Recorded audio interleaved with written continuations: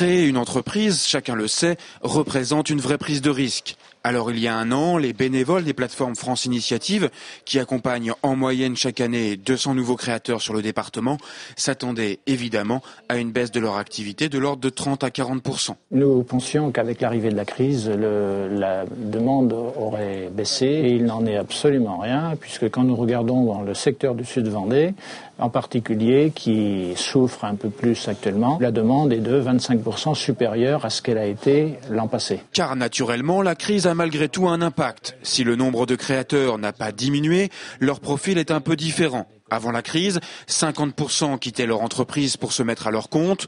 L'autre moitié était constituée de demandeurs d'emploi. Aujourd'hui, le chômage est plus important et il est plus risqué de quitter son entreprise.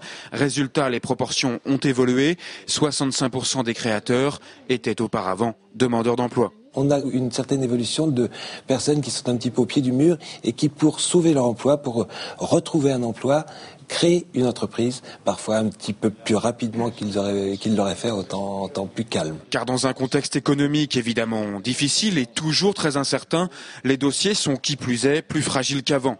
Les bénévoles des plateformes France Initiative sont donc d'autant plus vigilants. Nous sommes plus attentifs. Nous sommes plus attentifs à la qualité des projets qui sont présentés, que ce soit en particulier leur adéquation avec le marché et la mesure du risque que prend le jeune créateur. Il faut absolument que le porteur de projet corresponde bien à son projet et ait le charisme suffisant et la carrure suffisante pour porter ce projet. Point positif en période de crise, être soutenu et accompagné par une plateforme France Initiative apporte une crédibilité qui pèse lourd auprès des banques.